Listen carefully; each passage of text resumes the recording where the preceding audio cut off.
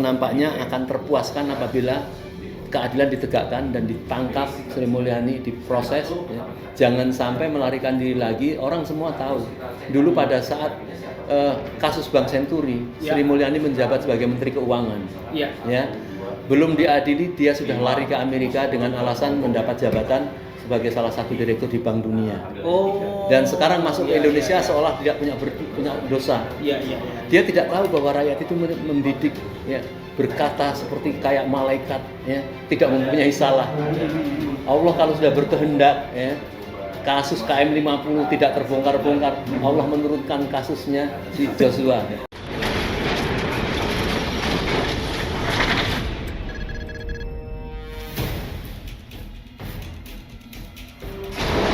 Assalamualaikum warahmatullahi wabarakatuh. Waalaikumsalam warahmatullahi wabarakatuh. Alhamdulillahirrahmanirrahim. Segala puji hanyalah milik Allah Subhanahu wa taala. Pemirsa YouTube Berpejuang. Jadi di sini ada berbagai macam YouTube, ya. Jadi ada anti oligarki, ada Ibrahim Aji Channel, ada Mimbartub, ada Salwa Media Channel, ada Faviva TV, ada IDC, ada Family Seluler, dan dakwah apa Pak? Family dakwah. Omlin Channel. Dan Omlim Channel, jangan lupa, karena beliau ada di sini, nggak ditayangkan. Nah, menarik akhir-akhir ini apa yang kita dengar dari salah seorang menteri, yang menteri ini seringkali memberikan satu kejutan kepada kita, dan kejutan beberapa hari ini adalah kejutan yang cukup mengagetkan, yaitu ada dana senilai 300 triliun. Ini mungkin sudah banyak dibahas, tapi kita ingin memperdalam soal dana 300 triliun ini karena dana ini tidak sedikit. Kalau kita beli cendol ini mungkin 1 celilitan bisa kebanjiran. Dan ini apa ya, dana 300 triliun ini bukan dana satu orang, tapi seharusnya ini dana masyarakat yang kata Pak Mahfud MD ini ada transaksi mencurigakan, dan kemungkinan dugaan kuat ini ada dana diselewengkan. Nah, untuk itu sudah bersama dengan kita semua ada Omlim atau Pak Haji Mursalim. Beliau adalah salah satu anggota FKN, ya, Forum Kedaulatan Negara. Kemudian di sebelah kita sudah ada Pak Yahya Roshid. Beliau adalah salah satu ketua kuasa hukumnya Pak Budi Harjo, yang kemarin viral soal Praktisi hukum Pak Budi Harjo, yang kemarin viral soal tanahnya itu diserobot oleh salah satu oligarki di Indonesia. Nah, beliau adalah kuasa hukumnya. Dan kayaknya ini pas kalau kita membahas soal dana 300 triliun. Nah, mungkin saya ingin pertanyakan pertama dulu dari Pak Haji Mursalim, apa komentar Pak Haji Mursalim terhadap pernyataan Pak Mahfud MD soal dana 300 triliun yang dugaan kuat ini diselewengkan? Ya. Bismillahirrahmanirrahim. Kita tahu bahwa rasa keadilan rakyat ini kan merasa terkoyak-koyak, tetapi tidak tahu mau bergerak dari mana.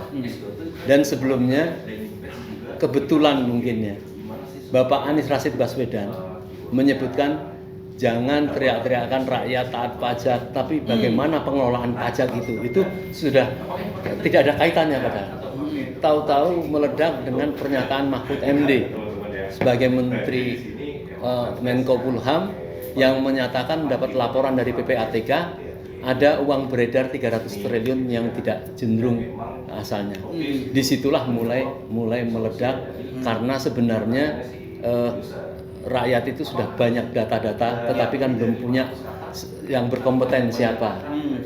Nah, tetapi yang kita sayangkan, perkataan Mahfud MD itu beberapa hari dari pernyataan itu dia mengatakan, mungkin setelah kayaknya dipanggil presiden atau siapa nggak tahu, menyatakan bahwa itu bukan kegiatan korupsi, tetapi itu merupakan pencucian uang. Indikasi seperti itu, pencucian uang. Rakyat makin marah lagi. Apakah kalau pencucian uang itu tidak termasuk korupsi dan termasuk tidak ada kejahatannya? Ini yang menjadi masalah. Ini yang menimbulkan kemarin itu ada di 5 kota besar di Indonesia, ya, di Solo, di Batam, di Makassar, di Jakarta, hampir sebuah sepeda motor dari Banten itu pindah ke Jakarta dan mereka berdemo sampai malam hari minta segera Sri Mulyani ditangkap. Jadi ini persoalan-persoalan bukan sederhana ya.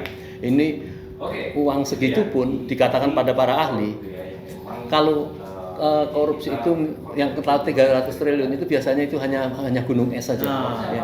Yang tidak terungkap itu bahkan tadi disampaikan beberapa tokoh-tokoh sebenarnya Pak Jokowi itu tidak perlu melakukan hutang ke luar negeri untuk membiayai Indonesia ini, cukup dengan pajak itu saja tidak apa-apa, berlangsung lama. Nah ini yang nampaknya akan terpuaskan apabila keadilan ditegakkan dan ditangkap Sri Mulyani, diproses ya. Jangan sampai melarikan diri lagi. Orang semua tahu dulu pada saat kasus Bank Senturi, Sri Mulyani menjabat sebagai Menteri Keuangan ya. Belum diadili dia sudah lari ke Amerika dengan alasan mendapat jabatan sebagai salah satu direktur di Bank Dunia. Dan sekarang masuk ke Indonesia seolah tidak punya dosa. Dia tidak tahu bahwa rakyat itu membidik ya, berkata seperti kayak malaikat ya, tidak mempunyai salah. Allah kalau sudah berkehendak ya, kasus KM50 tidak terbongkar-bongkar, Allah menurunkan kasusnya si Joshua. Ini sekarang Allah hanya menurunkan til begitu. Nah jadi ini yang menyebabkan ya, kalau ini tidak diselesaikan pasti akan terjadi satu huru-hara yang besar dan ini harus diselesaikan. Pencucian uang itu dari mana? Jadi Pak Mahfud tidak boleh mundur ya. Beliau sudah membuka suatu kebaikan katanya harus diviralkan. Kalau tidak diviralkan secara internal lambat. Ini sudah diviralkan dan rakyat sudah menyambut. Jangan sampai kemudian meralat itu lagi. Saya kira itu mungkin yang terkait dengan Pak Mahfud. Ya, menarik sekali. Tadi sempat diingatkan oleh Pak Haji Mursalin bahwa ternyata Pak Bu Sri Mulyani ini adalah salah satu yang kemudian diduga dulu itu melarikan diri karena ada kasus Bank Senturi. Dan nilai korupsi Bank Senturi itu juga 6,7 triliun. 6,7 triliun, bayangkan. Dan kita tahu bahwa setelah beliau di Amerika menjadi salah satu World Bank, beliau dipuji-puji. Jadi seolah kita bangga ada rakyat Indonesia yang menjadi salah satu pegawai di Bank Dunia kan gitu kan ya. Makanya kemudian ada indikasi beliau ditarik kembali untuk menjabat sebagai Kementerian Keuangan. Nama baiknya muncul. Tapi seiring berjalannya waktu 2023 terjadi kasus yang menarik ini. Dan perlu kita ketahui teman-teman, jadi kemarin PPATK juga merilis ternyata menurut PPATK itu dana 300 triliun ini dari tahun 2009 sampai 2023. Pertanyaan besarnya, kok bisa? Selama 14 tahun ini tidak terendus kemana gitu loh. Padahal Bu Sri Mulyani sudah menjabat 10 tahun ini Pak. Gitu. Dan ada hal yang cukup menyakitkan untuk rakyat ya. Pernyataan Bu Sri Mulyani kalau teman-teman dengar itu soal kalau rakyat tidak mau membayar pajak silahkan keluar dari Indonesia. Bayangkan loh. Sementara kita lihat, kita tahu sendiri kemarin akhir-akhir ini ternyata banyak juga pejabat yang tidak membayar pajak alias itu anak buahnya Bu Sri Mulyani. Nah, kalau gitu saya minta komentarnya dari sisi hukum nih Pak Yahya. Menanggapi hal yang sedemikian rumit ini, komentar Pak Yahya dari sisi hukum gimana nih soal 300 triliun ini? Ya, makasih. Kalau kita tanggapi masalah 300 triliun ini, memang sangat tidak adil. Apalagi kita harus pertanyakan dulu 300 triliun ini berasal dari mana sumbernya, sehingga ada dana 300 triliun. Nah, tadi Om Dwi menyatakan mungkin dari pajak ya. Nah, tapi memang dalam kenyataan selama ini sekarang, selama Ibu Sri Mulyani jadi menteri, saya bisa menyatakan bahwa saya juga merasa bahwa kita ini diperas, masyarakat ini diperas melalui pajak. Betul. Karena pajak itu harus ada asas manfaat yang diterima oleh pembayar pajak. Sementara yang kenyataannya tidak ada keadilan, orang dikenakan pajak. Yang kedua, seenaknya saja ini pemerintahan ini menaikkan pajak, mengenakan pajak. Ada yang hal aneh sebenarnya. Mungkin dari situ sumber dananya. Jadi dipaksa masyarakat membayar pajak dari yang utama saya bilang perbuatan hukum itu ya biasanya ada transaksi itu dikenakan pajak. Tapi yang aneh peristiwa hukum itu seharusnya tidak boleh dikenakan pajak. Seperti ada orang membeli ada orang meninggal ya peristiwa hukum. Ini harus turun kepada ahli warisnya. Itu namanya peristiwa hukum. Jadi tidak ada manfaat, tidak ada apa yang didapatkan di situ, tidak ada transaksi jual beli, hanya turun waris namanya. Itu dikenakan pajak loh. Selama ini kan tidak pernah sebelum Sri Mulyani. Jadi betul-betul masyarakat sekarang banyak yang mempending ingin mengurus sertifikatnya yang merupakan hasil dari warisannya. Tidak diproses karena menunggu Sri Mulyani turun. Dan ini alhamdulillah, mudah-mudahan ini sumber dari 300 triliun ini bisa terbongkar ya. Nah, kalau dari segi hukum itu kita harus ada manfaat itu. Pajak harus ada manfaat yang dirasakan. Ya. Jadi menarik sekali tadi sejauh itu ya pemungutan pajak sekarang ini. Bahkan untuk mengurus surat-surat saja, kalau dia belum bayar pajak, misalnya turunan ahli waris itu tidak bisa berarti. Sekarang saja ya orang mengurus saja SKCK. Ada lagi pemungutan bukan pajak. Coba. Jadi menghalalkan segala cara pemerintahan ini meraut bagaimana caranya meraut uang masyarakat dikumpulkan untuk dikorupsi. Mungkin ini larinya lah ke 300 triliun ini Om Lim ya. Ya, ini saya curiga. Jadi dipaksa orang membayar pajak untuk dikorupsi, untuk digelapkan, termasuk pencucian uang itu. Nah, kalau ada pencucian uang seperti apa yang dikatakan Pak Mahfud MD itu bukan korupsi. Lebih parah lagi kalau pencucian uang. Kalau pencucian uang itu tentu kan ada apa-apanya. Berarti ada yang tidak halal di situ ya. Ada penyimpangan. Nah, itulah yang harus kita kritisi.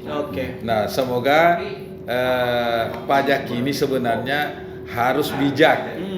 Ya, coba beli pulsa listrik pajak, beli pulsa telepon pajak, ya kan? Beli permen semua jadi pajak. Nah, ini kita mengenal namanya pajak ganda. Di luar negeri ini ada buku yang diterbitkan dulu oleh PT Yarsib Tampone, yang menulisnya Dr. Chip Ismail, orang pajak ya. Nah, itu ada perbandingan pajak di belahan dunia. Nah, jadi kami dapat sebenarnya sumber pengetahuan mengenai pajak juga salah satunya dari situ. Hukum pajak ya. Iya. Semakin membuat kita sakit hati ketika kita kemarin akhir-akhir ini ada kasus soal Mario versus Dandi itu. Jadi akhirnya kita tahu bagaimana kelakuan oknum pegawai pajak yang ternyata luar biasa. Itulah jalan yang diberikan Allah ya. Bagaimana kita memunculkan kenaifan, ya kan, kedoliman orang-orang yang punya kuasa, menghalalkan segala cara ya. Jadi menaikkan harga tol apa semuanya sudah terbiasa. Nah, sama dengan kasus tadi yang Om Lim bilang, kasus Sambo ya. Jadi ada kasus-kasus yang tidak bisa diungkap, tertutupi, tapi Allah berkehendak lain dengan caranya. Ada-ada saja. Coba bayangkan, cuma karena anaknya saja memukul orang, apa hubungannya dengan bapaknya, jabatannya bapaknya? Tapi Allah berkehendak lain, ya dibukakanlah pintu untuk mengungkap kedoliman, kejahatan, ya. Dan kita kan lihat banyak sekali saudara-saudara kita rakyat miskin yang hidupnya di kolong jembatan. Di sisi lain dia harus makan, itu membayar makan itu mereka harus pajak, beli jajan mereka harus bayar pajak. Sementara uang pajak digunakan untuk hal yang demikian. Pak Mursalin, apa rekomendasinya untuk kemudian, mungkin kita tidak bisa merubah semuanya ya, karena ini terlalu komprehensif Saya pikir kalau bicara korupsi, bicara penyelewengan. Tapi apa rekomendasi Pak Mursalin untuk minimal mengurangi lah situasi yang semakin rumit ini? Jadi satu kejahatan yang sifatnya sudah seperti kayak gerombolan, memang tidak bisa mengurangi. Oke. Jadi memang harus dirubah sistem yang sangat sekuleristik ini. Oke. Itu tidak bisa. Ini akibat coba masalah pajak yang disampaikan terhadap Mahfud itu kan seolah-olah kantor pajak, kantor keuangan itu seperti kayak gerombolan Oh iya, maling. betul. Mereka yang lucu ini, mereka itu bekerja sama, Iya. ya, bekerja sama, kemudian saling tahu mengetahui, pokoknya tidak boleh terbongkar. Sampai akhirnya terbongkarlah karena ada anak buah yang bagus ya, yang tidak mau dia kong-kali-kong membongkar bagaimana kejahatan ini. Ini harus disudahi. Oke. Ini kalau tidak dihukum Sri Mulyani, tidak diborgol, tidak ditangkap, ini tidak akan terjadi suatu perubahan. Oke. Sampai orang sampai panas gitu ya. Kemudian sekarang dia menampilkan pidatonya Bapak Presiden Soeharto. Dari situ cuplikan itu mengatakan, tolong menolonglah kamu dalam kebaikan. Jangan tolong menolong di dalam kejahatan. Iya. Ini digunakan untuk bagaimana? Itu tolong menolong ini sudah jadi maling semua. Oke. Ya. Jadi tolong menolong dalam kejahatan ini Ini berarti tidak boleh. Jadi ini pernyataan Om ini sangat menarik ini. Ya, Bu Sri Mulyani harus ditangkap ya. Kalau memang terbukti ada kesalahan. Nah, kita teringat lagi nggak kata-katanya Ferdi Sambo bahwa apabila anak buah melakukan kesalahan, tindak pidana atau kesalahan harus dihukum 2 tingkat di atasnya. Berarti kalau Sri Mulyani ditangkap, ya berarti Jokowi juga harus ikut ditangkap dong. Bagaimana? ya, saya Lanjut, cuma mengingatkan saja ya, secara kekeluargaan ya. Iya. Kita harus ada dakwahnya, kita sadarkan. Ya. Oke. Rakyat ini hidup dalam garis kemiskinan. Mereka pamer-pamer, membeli Rubicon seolah-olah anaknya, itu efeknya anaknya sampai mengatakan Rubicon. Iya. Ini. Apa kesalahan ayah saya? Ayah saya orang kaya, saya punya Rubicon. Ini sampai perilaku seperti itu. Oke. Saya ingatkan kepada mereka ya para pejabat-pejabat itu dan Sri Mulyani sebagai orang yang hebat, dibanggakan keluarganya, orang yang berhasil menjadi menteri, menjadi direktur Bank Dunia. Anda itu kebanggaan dari keluarga. Senang anaknya bagaimana mempunyai menteri. Tapi hari ini semua orang menuntut dia, tangkap dia, borgol dia, penjarakan dia. Apa tidak malu keluarga? Kita ingatkan pada orang-orang yang lupa diri ya. Betul. Negeri kita ini hampir garis kemiskinan sangat Luar biasa. dan tidak ada keadilan. Iya. Momentum ini yang disampaikan oleh Mahfud ini bukan omongan Mahfud. Ini Allah ya yang membolak-balikkan hati orang. Faktanya Mahfud kemudian menyesal. Itu mengatakan bukan korupsi, itu cuci uang. Sami mawon. Ya. Saya Ngeles kayak gimana rakyat pun harus bergerak. udah terbuka kita ya Pak ya. Iya. Jadi bahasanya itu jadi kayak seolah-olah jadi mau buang lagi itu bahasa itu, tapi Nah, kita minta kebukar ya Pak ya. Kita minta ini imigrasi harus mencekal. Jangan sampai nanti Sri Mulyani melarikan diri ini ya. Seperti kasus Seperti kasus Senturi lagi ini.